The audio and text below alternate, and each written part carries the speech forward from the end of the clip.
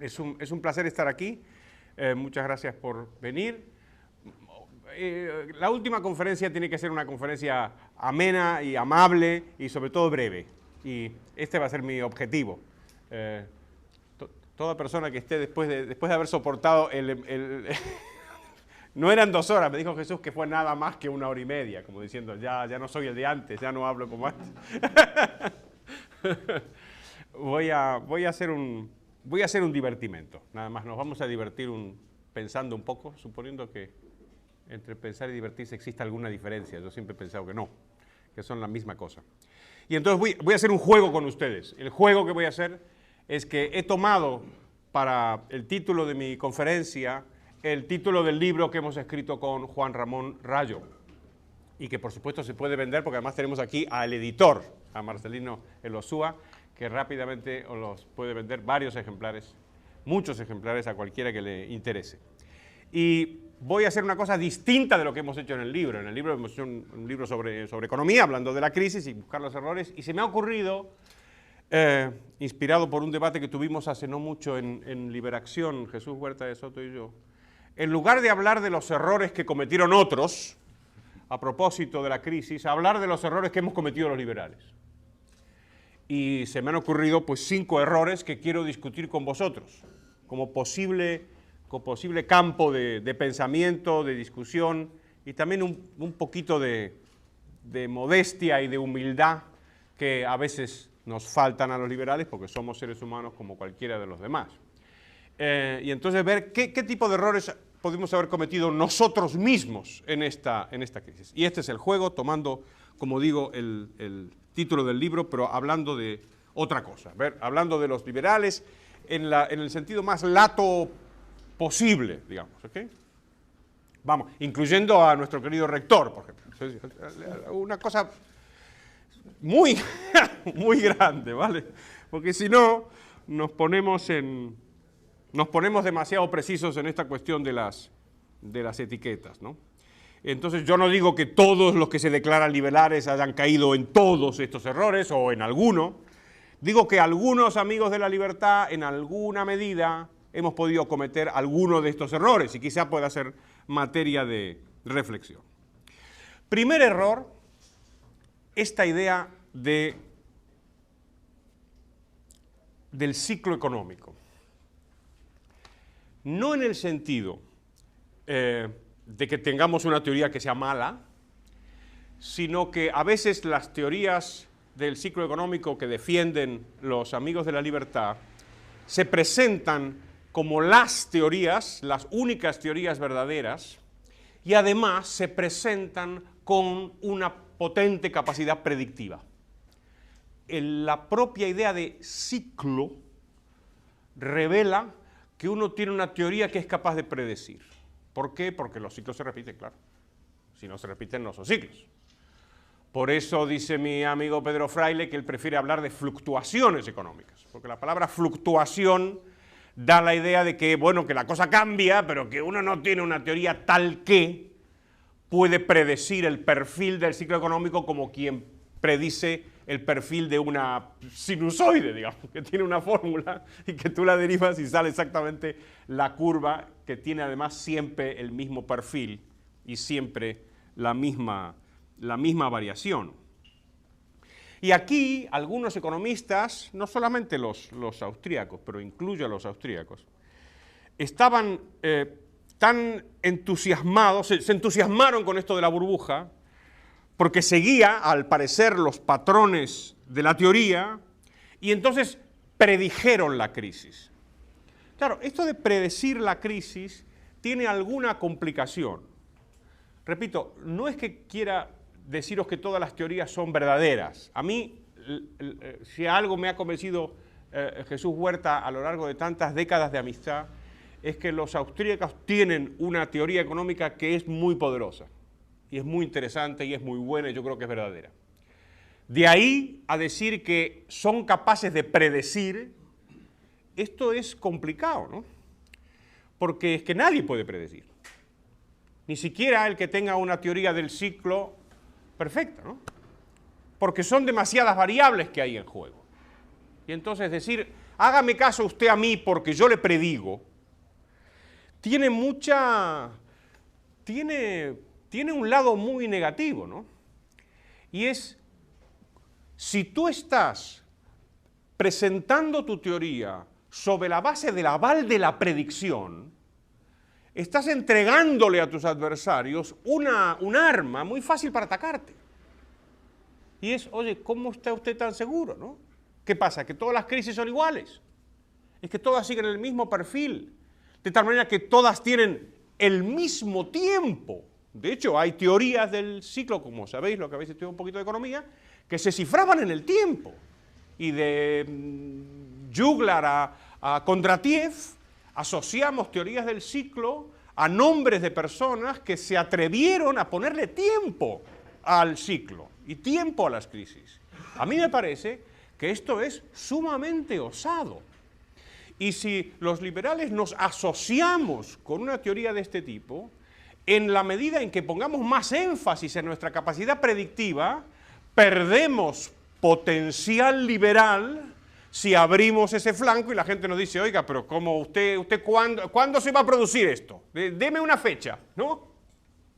Deme un nombre, a ver cuándo, un mes, deme una hora. Claro, entonces, o se lo das o no se lo das. Si no se lo das, parece que no predices, y si se lo das y te equivocas, estás perdido.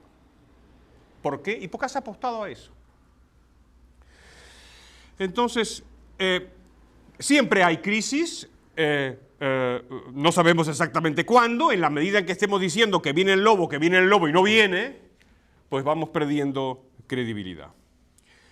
Esto aparte de otras cuestiones, digamos, de carácter más general, que tiene que ver con la fascinación que tenemos los economistas liberales con el mercado, con la economía liberal, que a veces nos engaña, nos seduce esta, como decía el hijo de Friedman, le llamaba la increíble máquina de hacer pan, ¿no? The Incredible Bread Machine, esta cosa extraordinaria, ¿no?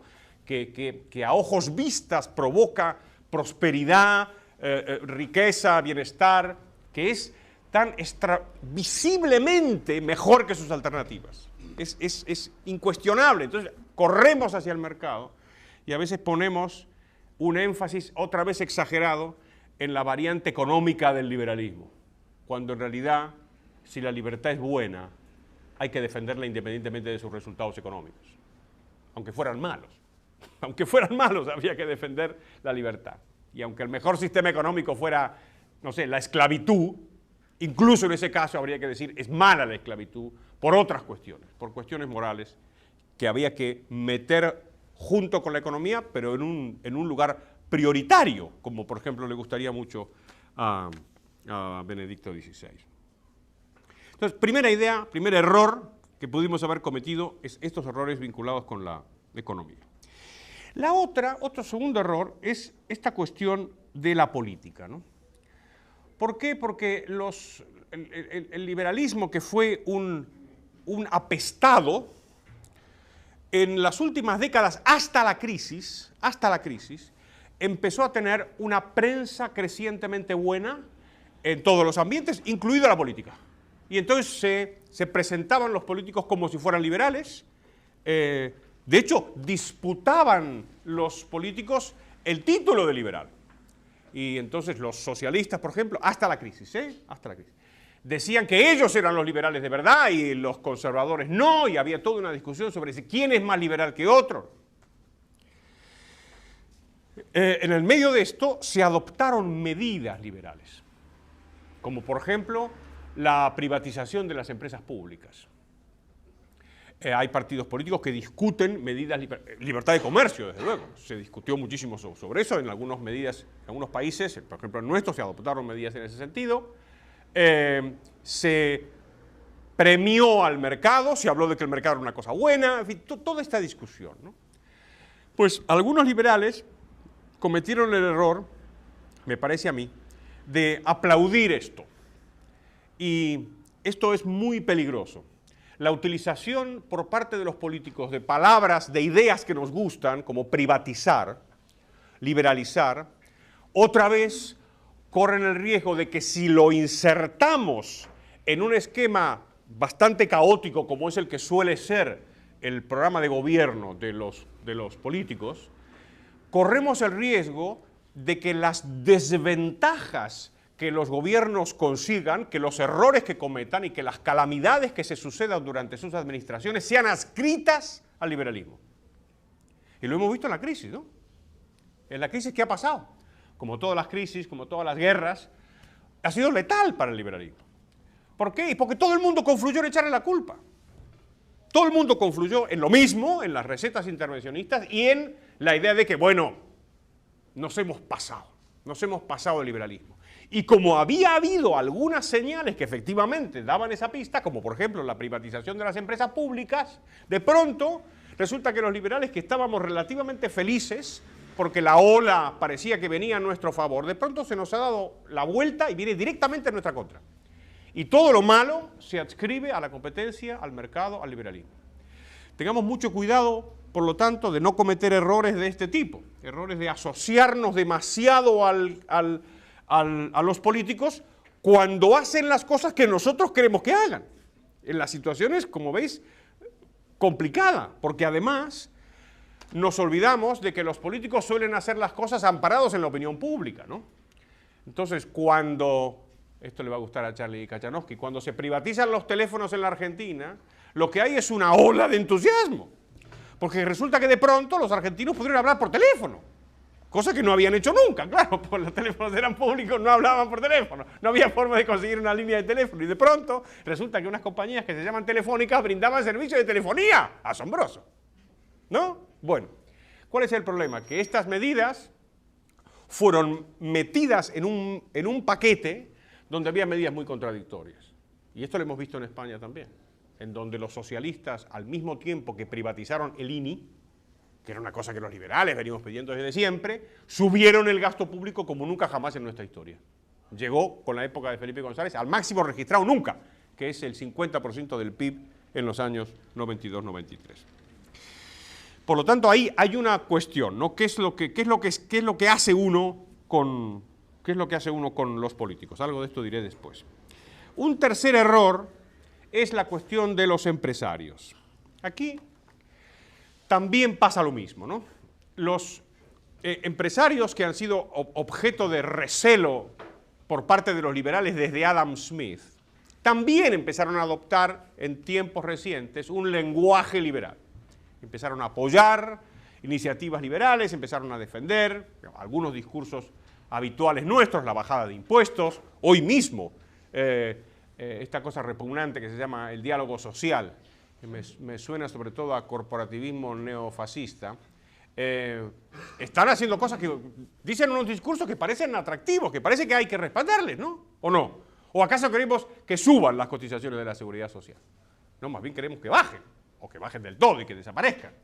Pero si alguien se apunta en esa dirección y dice que es empresario, que es nuestro héroe, el héroe de los liberales, pues podemos caer en la tentación de aplaudir y de respaldar. Cuando vino la crisis, todos los organismos empresariales de nuestro país salieron a decir, bueno, esto del mercado está bien, pero no ahora.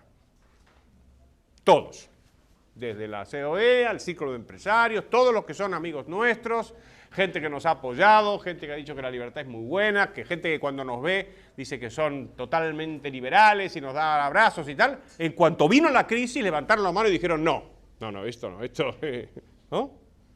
Esto es para... El mercado es cuando van bien las cosas. Cuando va mal, el discurso es el contrario. Quiero ayuda, quiero subvención, quiero protección, quiero no sé qué, quiero Estado, ¿ok? En la medida en que nos hayamos pegado o plegado a causas empresariales, cuando las tornas vienen mal dadas, otra vez se nos vuelven en contra. El cuarto error a veces es un error más bien de secta, que es creer que los mensajes buenos se abren camino por su propio peso y que la demagogia tiene patas cortas. Esta frase la he escuchado muchísimas veces, que la demagogia tiene patas cortas. Pues para tener patas cortas, ¿cómo está caminando, no? ¿No? Es asombroso lo de la demagogia. Me hace acordar a mí a las etiquetas, que también tienen mala prensa. Y sin embargo se siguen utilizando las etiquetas. Oh, esto es un ultra, es un no sé qué, es un cuánto. Ya sabéis que tengo una teoría económica de la etiqueta, ¿no? La etiqueta se usa porque ahorra costes. Sobre todo ahorra el coste de pensar, que siempre es muy laborioso. La demagogia pasa lo mismo, ¿no? ¿Por qué la demagogia, que tiene mala prensa desde hace milenios, desde hace miles de años, por qué sigue? Y porque funciona, ¿no? Es que funciona. Entonces, la idea de que nos van a hacer caso porque resulta que tenemos una buena teoría, por ejemplo, pues es muy dudoso, ¿no? Es muy dudoso. A lo mejor la gente hace caso a quien tiene cualquier teoría, por mala que sea, pero que resulte convincente. O que parezca que se asemeja a la realidad, que la refleja, que da cuenta de ella o que la explica. La frase de Borges que utilizamos Juan Ramón Rayo y yo al comienzo de nuestro libro tiene que ver con esto, que es de un famoso cuento de Borges que se llama El informe de Brodie, que cuenta la historia de un misionero escocés que se va a predicar la fe cristiana entre unos extraños nativos, y los nativos son muy reticentes a la prédica del misionero. Y entonces el misionero le pregunta, ¿y por qué no queréis ser cristianos? Y dicen los nativos, no, es que nosotros tenemos unos hechiceros que son buenísimos. Bueno, pero serán como hechiceros como cualquier otro. No, son buenísimos. Entonces, ¿así? ¿Y por qué son buenísimos? Y dicen los nativos, porque pueden convertir a los hombres en hormigas.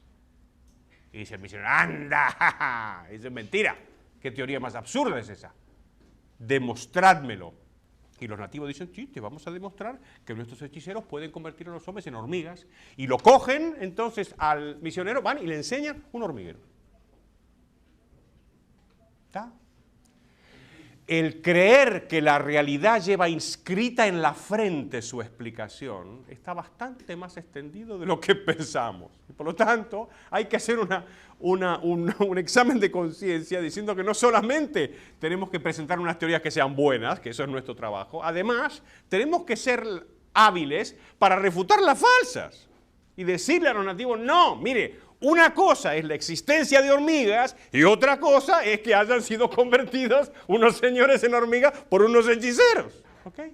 Pues esto se repite con muchísima frecuencia, ¿no? La apelación a la emoción del público y no a su razonamiento es algo que a la gente inteligente y a los intelectuales y a los profesores nos suele repugnar.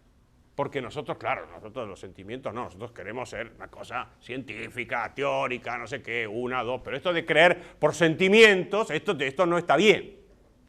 Bueno, pues está bien, porque en el fondo, la libertad es un sentimiento, ¿no? Si uno tiene que querer la libertad, si uno tiene que no querer violar al otro.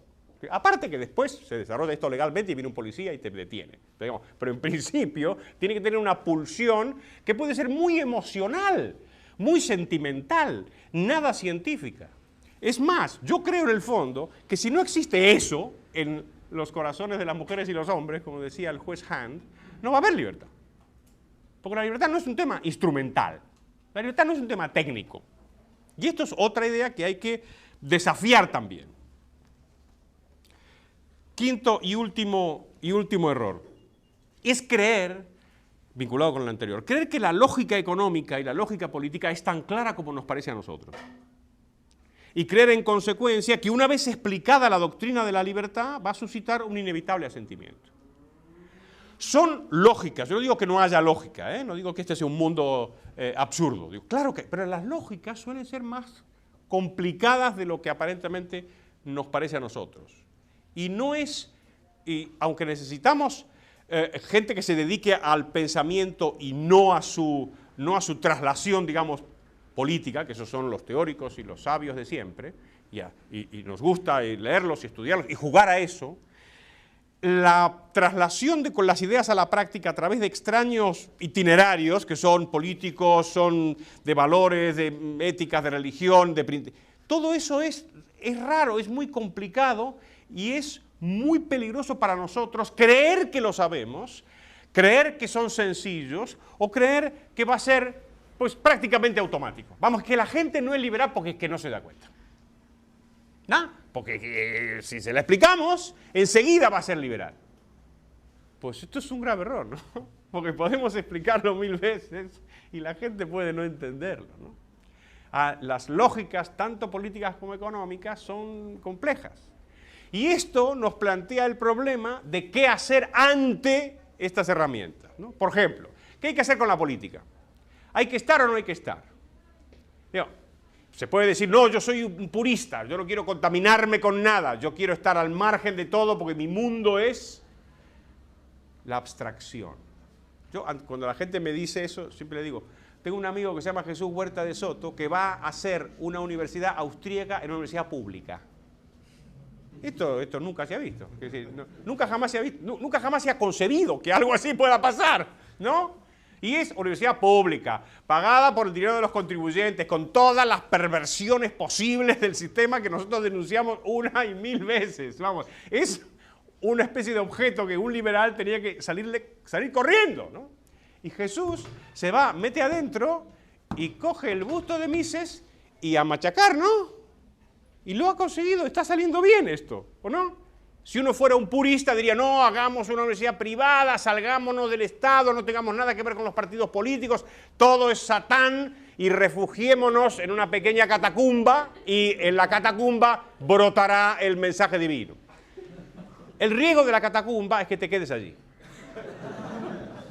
Y esa es la verdad, ¿no? Entonces, no digo que lo de la catacumba sea malo, pero hay un riesgo de que te quedes ahí, porque resulta que no es tan fácil el advenimiento de la verdad como pensamos que debería ser. Bueno, con esto ya está. Muchas gracias.